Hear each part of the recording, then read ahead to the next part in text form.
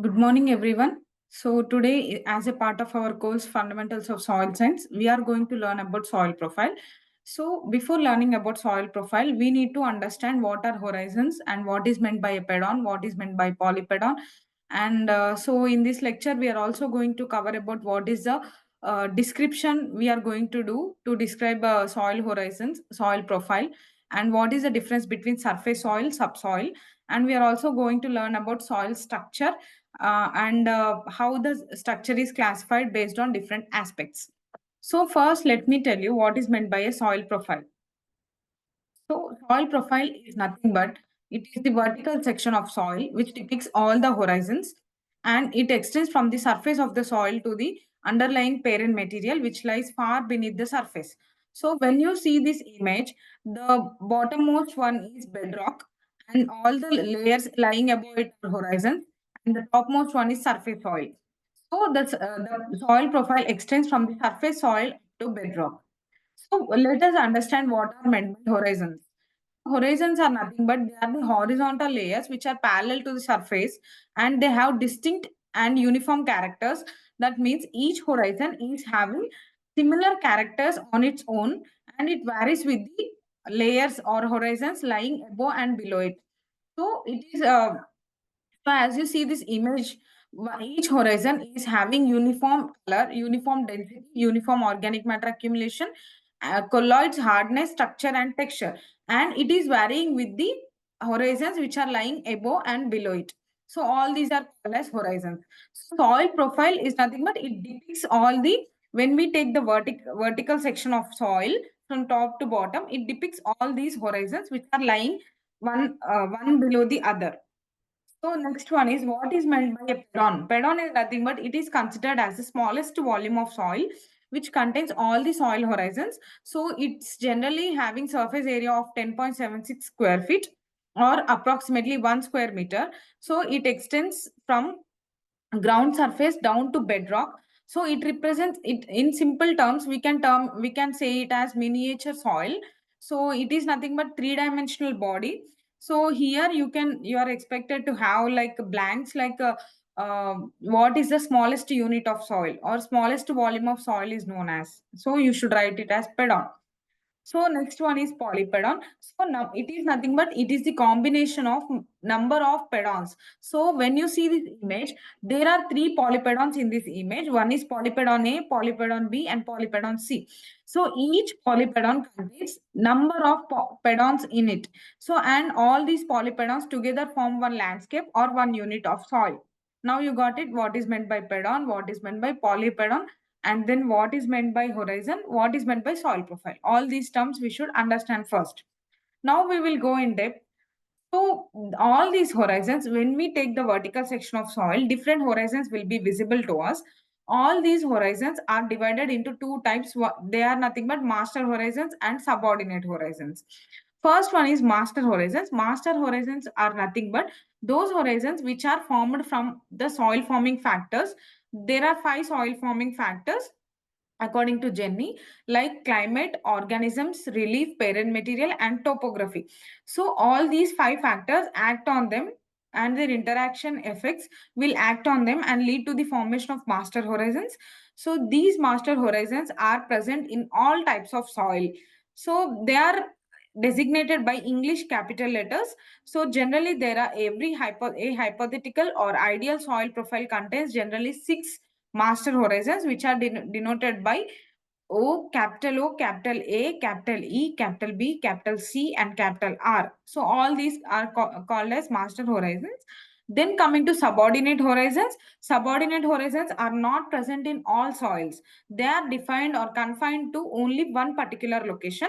So they are formed due to the climatic conditions persisting there, and the local conditions or the chemical reactions occurring in that particular location. They are not present in all types of soils.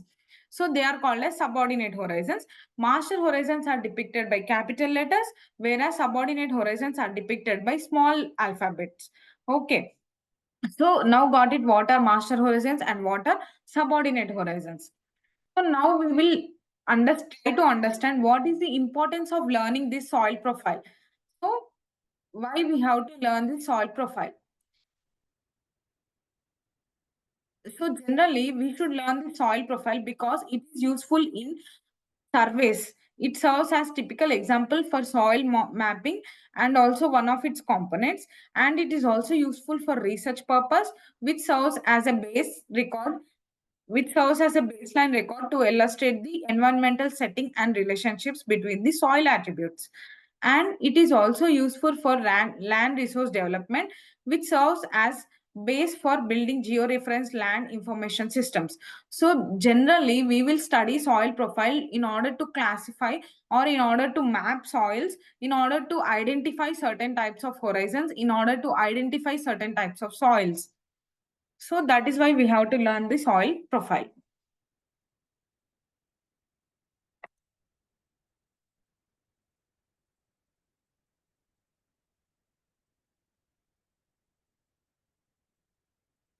What are the characters of horizons? So generally, all the characters of horizons are mainly divided into two categories.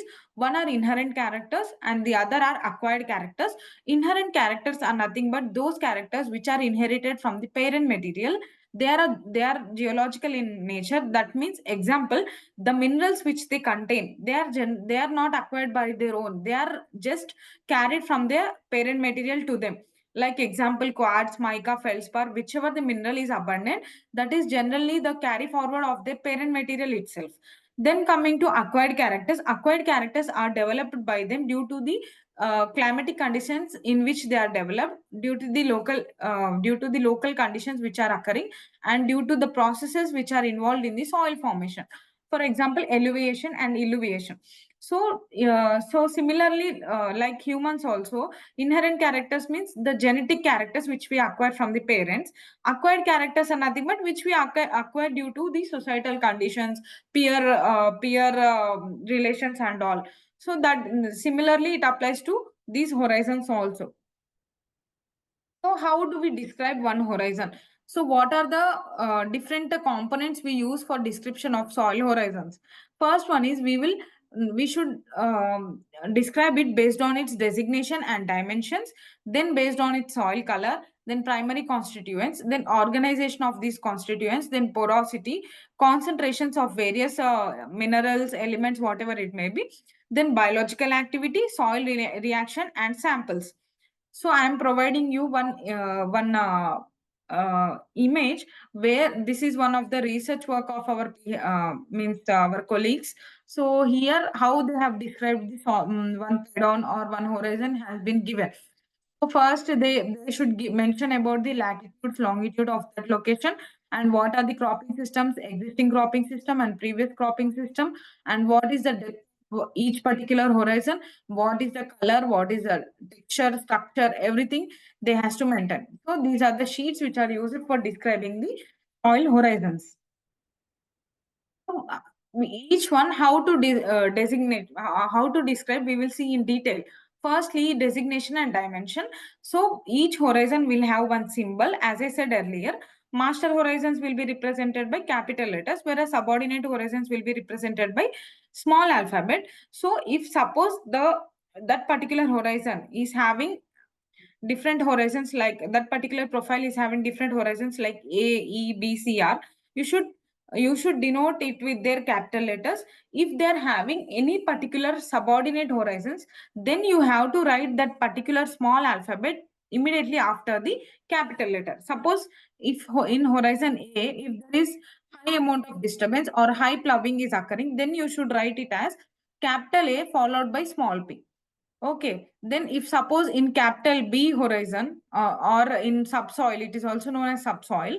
In capital B, if there is abundant accumulation of clay, then B followed by small t. Or if there are presence of slick and slides, then you should write it as B followed by small s. So first letter, which is capital letter, includes denotes the master horizon, and the letter which is following this capital letter denotes the subordinate horizon. Then coming to horizon boundary. Boundary is nothing but the horizon, how deep is that and how distinct is that and what is the topography of that horizon can be given.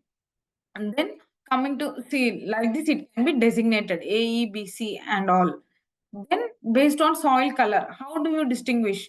So soil color has three different components. One is hue, value, and chroma. Hue is nothing but which is the dominant spectral color. Value is nothing but lightness or darkness of that color.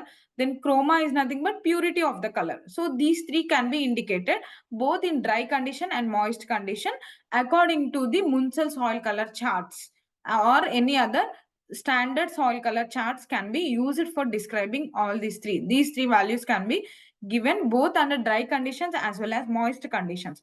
Then coming to modeling.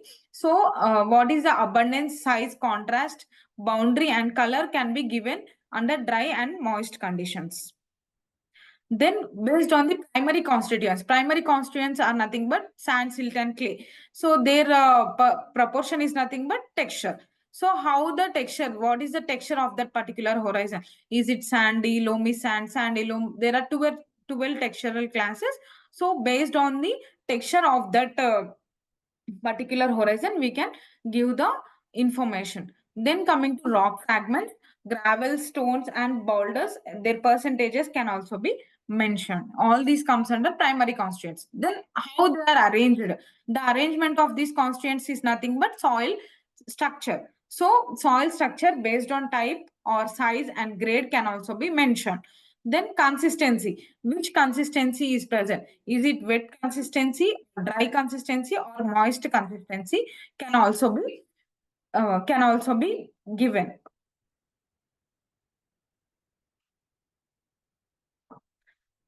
Okay.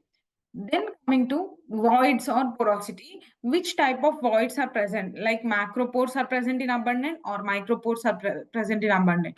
Then what is the proportion or percentage and how the continuity of the pores is present? Then what is the orientation? All these can be given.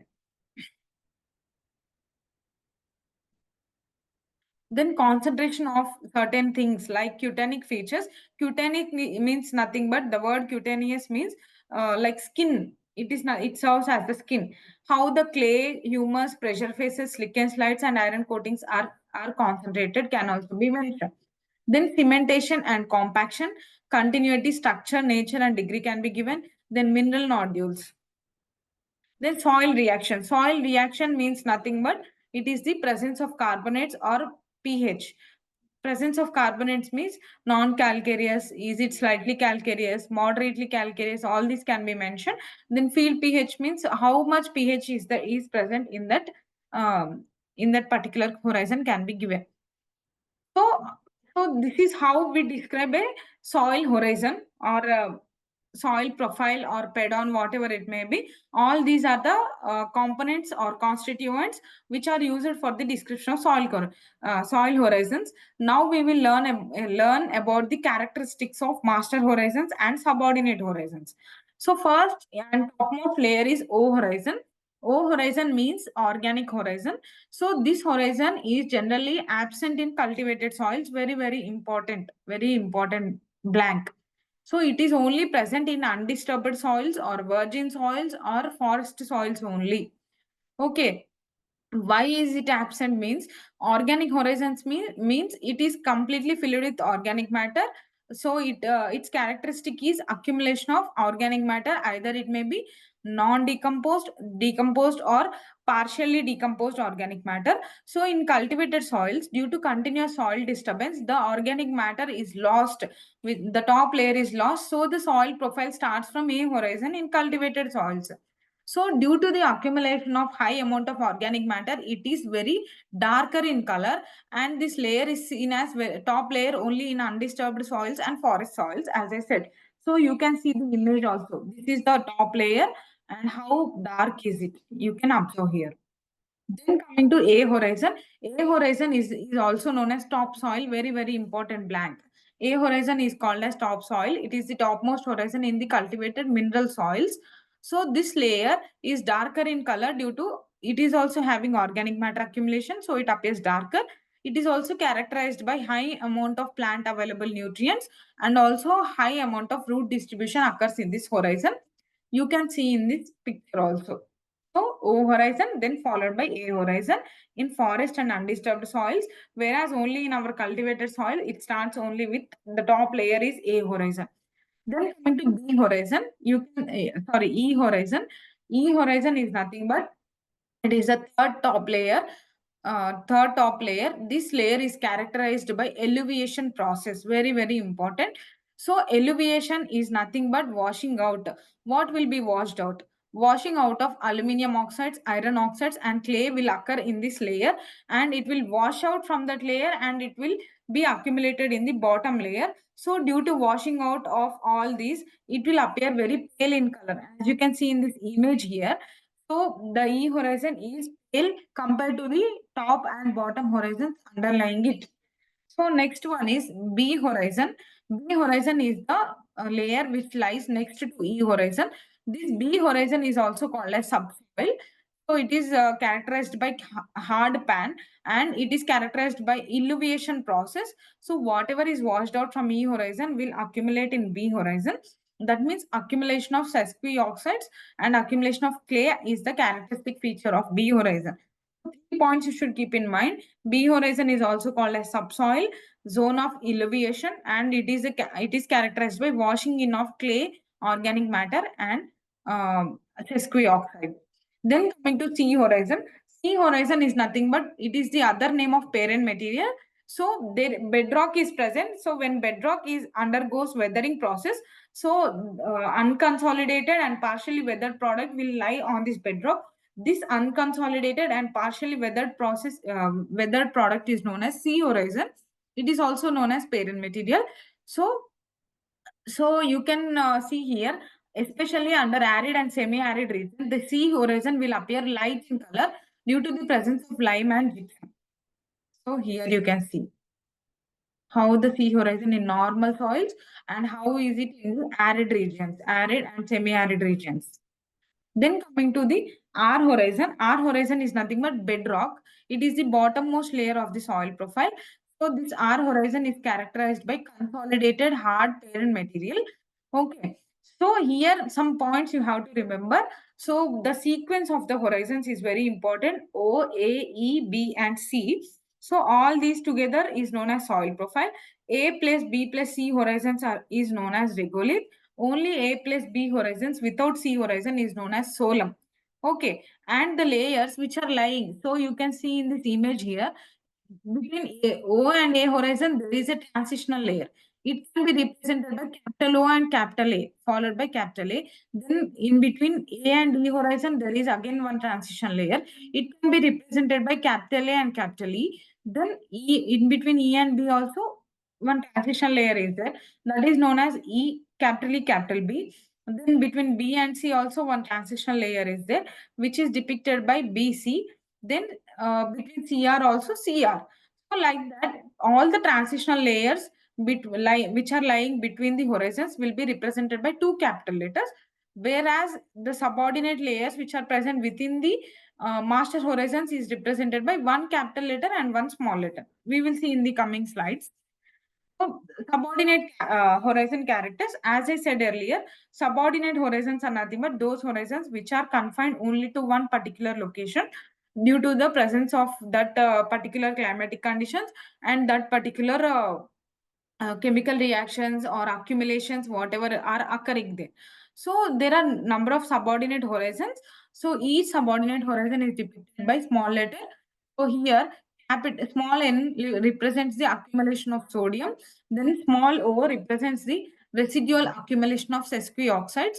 Then small p represents thawing or any other soil disturbances. Then small q represents accumulation of silica. Small r represents strong reduction. Small a represents alluvial accumulation of sesquioxides. Small d represents accumulation of clay. Small c represents concretion or nodules. Then small f represents frozen soil. Small g represents glaying evidenced by mottling. Small h represents accumulation of soil organic matter. Then small j represents jarosite mottling. Jarosite mottling is nothing but sulfur accumulation which gives yellow color mottled appearance. So small k represents accumulation of carbonate. Small m represents cementation or induration. Then small v represents plinthite layer.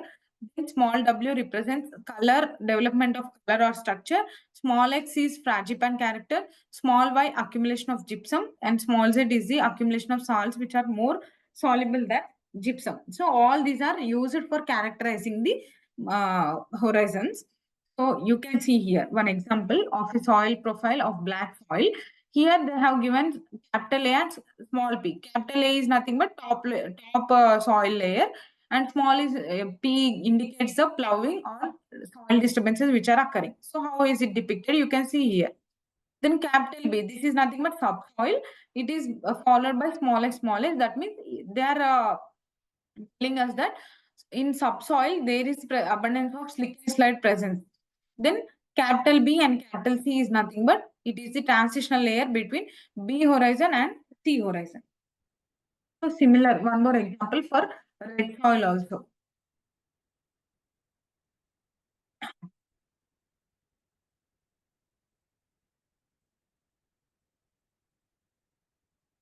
So this is how the soil profile can be dug and how the soil profile studies can be made.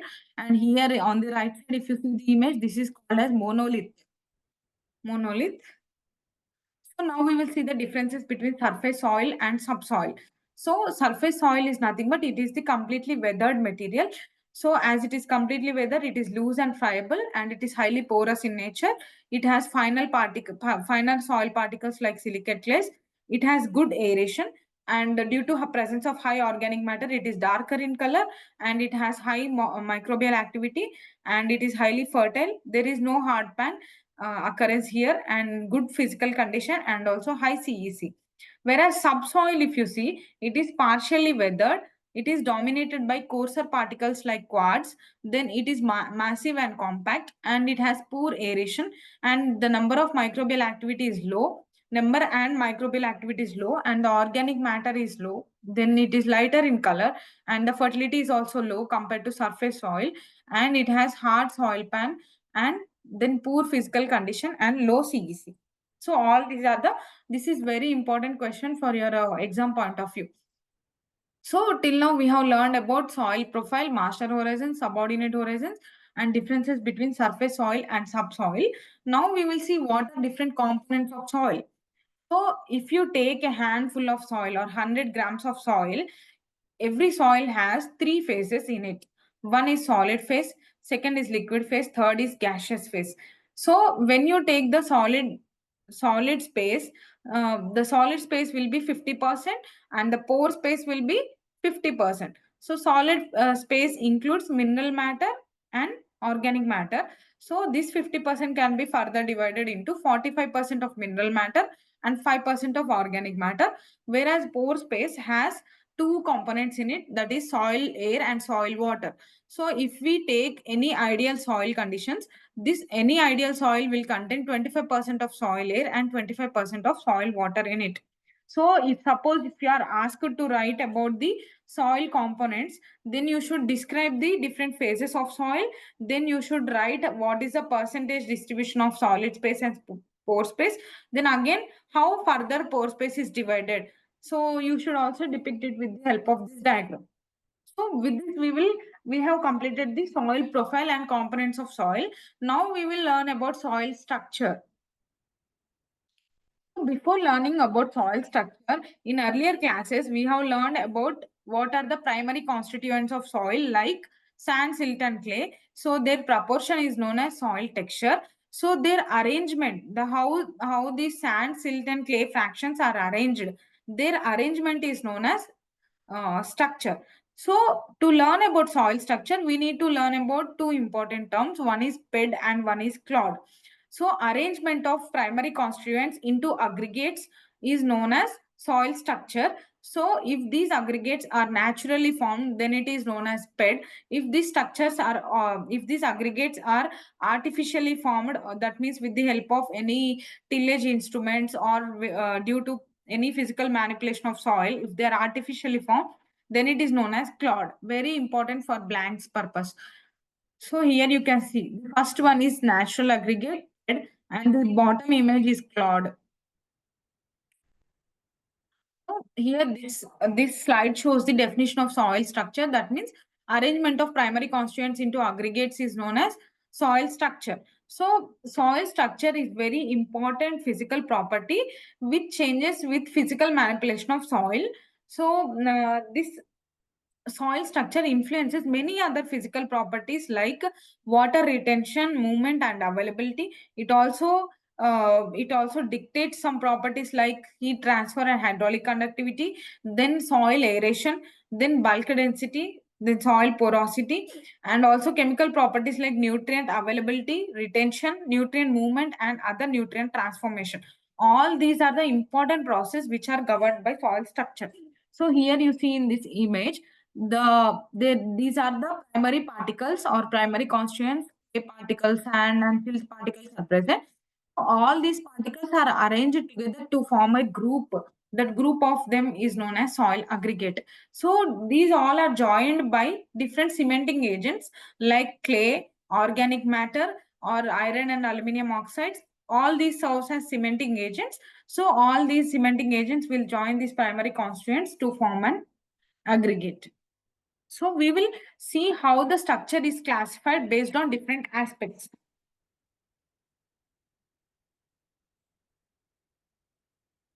Excuse me. So how the structure is classified based on different aspects. So firstly, soil structure is classified mainly on three attributes. First one is shape of the aggregates or beds. Then second one is size of the aggregates or beds, and third one is distinctness and durability of the beds. So the shape is given by shape of the aggregates is given by type, then size by class, and grade by grade gives the distinctness and durability. So now first we will see how the soil structure is classified based on the shape. So we will see there are mainly four structures, four types of soil structure based on the shape. First one is spheroidal structure. Second one is block-like structure. Third one is plate-like structure. Fourth one is prism-like structure. So you can see different images here. So we will see them in detail. So first one is spear-like structure or spheroidal structure. In this structure, the each aggregate is in the form of or is in the shape of a spear. So this is nothing but single grained structure. So this spear-like structure is further classified into two types. One is granular structure and other one is crumbly structure. So granular structure is nothing but here the porosity will be less, whereas the crumbly structure will have high amount of porosity in its aggregates. So this spear like structure is highly suitable for agriculture, and among these spear like structures also crumbly structure or crumb like structure is the best suitable structure for agriculture purposes due to the presence of good amount of pore space or porosity. So that is very important one. Crumbly structure is best suitable for agriculture. Then second one is plate-like structure. So this plate-like structure is nothing but here the horizontal axis of the aggregates is larger compared to the vertical axis. It resembles like a plate. So this plate-like structure is here the alignment is horizontal, and here it is mainly occurs in E horizon. So this plate-like structure is also further divided into two structures. One is platy and second one is laminar.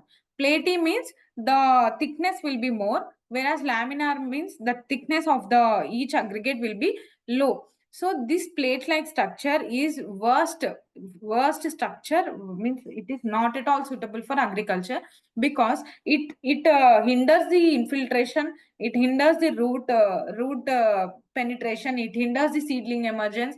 All these processes will be affected due to this structure. So that's why it is not suitable for agriculture purpose. Then third one is block-like structure. Here in block-like structure, the horizontal and vertical axis will be almost equal. So it leads to the shape of a block or cube. So here they are not independent, but they are associated beds, and their size varies from 5 to 50 millimeters. Then the subclasses of this are subangular blocky and blocky. So these subclasses are mainly due to the edges, their shape of the edges. If suppose the edges of this individual aggregate are sharp, then they are angular blocky. If the edges are rounded or smooth, then it is subangular blocky. So this structure is mainly seen in B horizon, and this structure facilitate good aeration, good porosity, and good drainage also. Then coming to the third structure, which is nothing but prism-like structure. So prism-like structure is nothing but here the vertical axis will be longer compared to the horizontal axis. So it gives a long shape, vertical shape. So this structure is commonly seen in the subsurface layers and sodium dominated soils, and it is prominent in swelling type of clays. So in this structure also there are two subclasses. One is prismatic structure, second one is columnar structure. Columnar means if the edges are rounded, then it is columnar. If the edges are sharp, then it is prismatic. So here in this image, this is columnar. So this is the table showing different soil structure along with the images. See here, platy, then prismatic, here columnar, then this is the granular structure, this is blocky, and this is wedge-shaped structure. So as you can observe here, the classification is mainly based on the length of their axis. Means how the horizontal and vertical axis are, the length is varying. Based on that only, they have classified. The second classification is based on the size of the aggregates. So as I said earlier, these four structures are again further divided based on the size of their aggregates. There are five classes: very fine, fine, medium, coarse, and very, very coarse. So the dimensions or their length will vary from each type of the structure. You can see here. For granular structure, very fine means less than 1 mm, whereas for angular blocky and block-like structure, it is less than 5 mm. Here fine means 1 to 2 mm, here fine means 5 to 10. So like that it varies. Here medium means 2 to 5, here 10 to 20 mm. Then coarse means 5 to 10, here 20 to 50 mm. Similarly, for plate structure, very thin means less than 1, thin means 1 to 2, medium means 2 to 5 mm, then thick means 5 to 10 mm, and very thick means greater than 10 mm. So here for prism-like structure also, very fine means less than 10 mm diameter. Then fine means 10 to 20 mm. Then medium means 20 to 50 mm. Then coarse means 50 to 100 mm. Very coarse means 100 to 500 mm. Then extremely coarse means greater than 500 mm diameter. So here, in if you can write in exam like this. So here you can see very clearly it is given. So for platy, what is very fine? For prismatic, very fine means what? Columnar, very fine means what? Like that, this table you can represent while writing in exam. It is given by soil survey staff in the year 1951.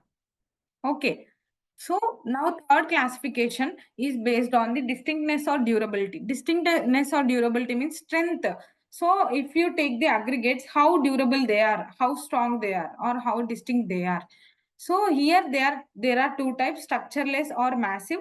So structureless means they are very weak, very weak. That means they are present in the form of loose grains. Okay, their strength is almost zero.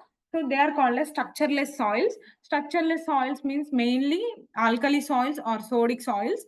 So that too, when they are in dry conditions, they are structureless in nature. Then coming to the weak structure. Weak structure means the coherence or the strength is very weak, poor and non-durable. It can be broken into small pieces very easily.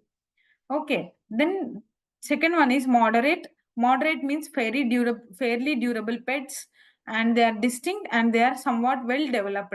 Whereas strong structure means strong coherence will be there and they are durable and they are distinct also. That means they are very strong in nature. They cannot be broken very easily.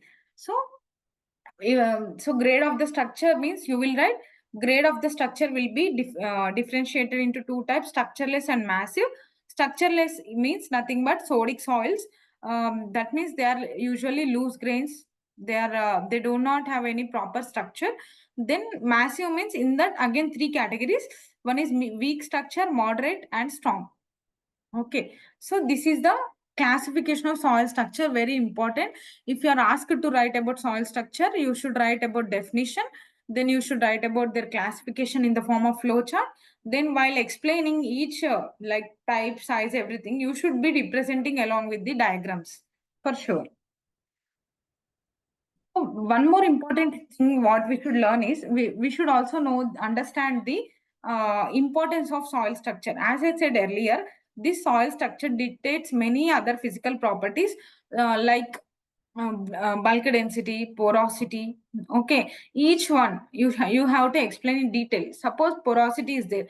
If the structure is if there is platy structure, porosity will be less. If the structure is crumbly, the porosity will be more. Similarly, bulk density of platy structure is more compared to spheroidal structure. Okay. Then coming to water retention. Water retention is more for spheroidal structure compared to platy and other structures. Like that, you need to write the importance of soil structure. Then again, you should also understand how the structure and texture will be differing. That means the difference between soil structure and soil texture. Soil, first you will write the definition. Soil structure is nothing but it is the arrangement of soil physical primary constituent, that is like sand, silt and clay, how they are arranged. And soil texture means it is the relative proportion of sand, silt, and clay. Then soil structure is not the basic property, whereas texture is the basic property because it cannot be altered by any physical manipulation. Soil structure can be altered by any physical manipulation. Then what are the properties governed by soil structure, influenced by soil structure, whereas what are the different physical properties which are influenced by texture? Then soil structure, then different forms of soil structure can be written, and different textural classes can also be written. So this is how you will write the differences between soil structure and texture. So that's all for today's class. Thank you.